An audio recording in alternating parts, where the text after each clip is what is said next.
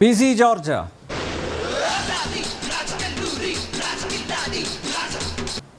രാഷ്ട്രീയ പാർട്ടിയുടെ പേരിൽ തന്നെ മുസ്ലിമുണ്ട്. പക്ഷേ എല്ലാവരും പറയുന്നത് ലീഗ് മതേതര പാർട്ടിയാണ്.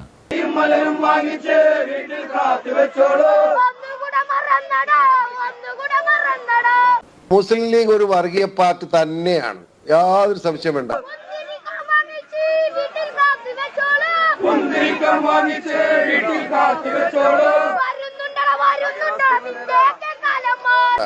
അവര് പാകിസ്ഥാൻ ഉണ്ടാകാൻ ആഗ്രഹിച്ചവരാണ്. അവരുടെ പ്രസ്താവന വന്നിട്ടുണ്ടല്ലോ. അപ്പൊ അങ്ങനെയാണ് സംഗതികളുടെ കിടപ്പ്. SDPI, ജമാഅത്തെ ഇസ്ലാമി, PDP, അന്ന് കഴിഞ്ഞാൽ മുസ്ലിം വിഭാഗത്തിൽപ്പെട്ട മുഴുവൻ തീവ്രവാദ സംഘടന ഒരുമിച്ച് കൂടി എന്തിന്? അവിടെ BJP സ്ഥാനാർത്ഥി തോൽപ്പിക്കാൻ, കോൺഗ്രസിന് വോട്ട് ചെയ്യാൻ. ഇതിന്റെ മര്യാദ എന്താ? തനിക്ക് എന്താ വേണ്ടത്?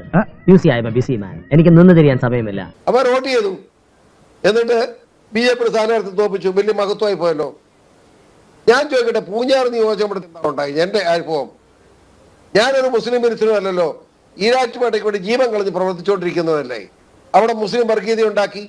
എന്നിട്ട് എന്താ ഇത്? 27,000 വോട്ട് എനിക്കെതിരായിട്ട് ഒരുമിച്ച് ചെയ്തു, എന്നെ തോൽപ്പിച്ചു.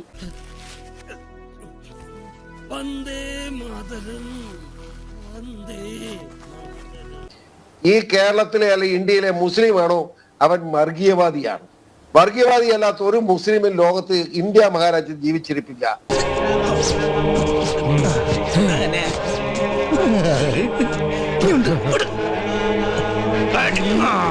അവിടെ മുസ്ലിം വർഗീയത ഉണ്ടാക്കി. മുഹമ്മദ് ഗസ്നിയുടെ ഇന്ത്യൻ ആക്രമണങ്ങളായത് ഈ പുസ്തകം, മനസ്സിലായോ?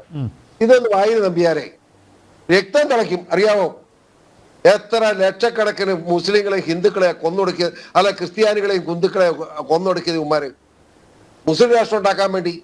ചെറുപ്പക്കാരായിട്ടുള്ള ആളുകൾ ട്രെയിനിങ്ങും പണവും ആയുധങ്ങളും ഒക്കെ അവർക്ക് കൊടുത്തിട്ട് അവരെ കൊണ്ട് ആളുകളെ ഇവർക്കെതിരാൾ വൈരുദ്ധ്യമുള്ളവരും വിരോധമുള്ളവരെയും കൊല്ലിക്കും. മുസ്ലിം ലീഗ് ഇവിടുത്തെ ഏറ്റവും വലിയ വർഗീയവാദിയാണെന്ന് എന്റെ അഭിപ്രായം. ഒന്ന് വെള്ളത്തിൻ്റെതുണ്ട്, ഒന്ന് പാലിങ്ങനെ ഒലിക്കും, ഒന്ന് തേനിന്റെ പുഴ. എന്ത് രസമായിരിക്കും അല്ലേ? ഒന്ന് കള്ളിന്റെ പുഴ. ഇത് വർഗീയ കോമരകളാണ് ഇവന്മാർ. ഞാൻ പച്ചയ്ക്ക് പറയുന്നു, എനിക്കൊരു മടിയില്ലെന്ന് പറയാം. ഞാൻ ഈരാറ്റുപേട്ട, മനസ്സിലായില്ലേ? ഈരാറ്റുപേട്ട എന്ന് പറഞ്ഞ ഏതാ?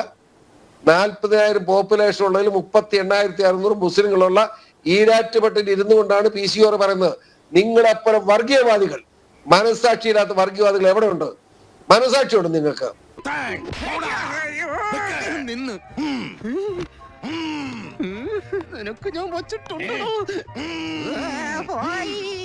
നിങ്ങള് ഏറ്റവും വലിയ വർഗീയവാദ മുസ്ലിമാണോ അവൻ വർഗീയവാദിയെ മാറിപ്പോയി.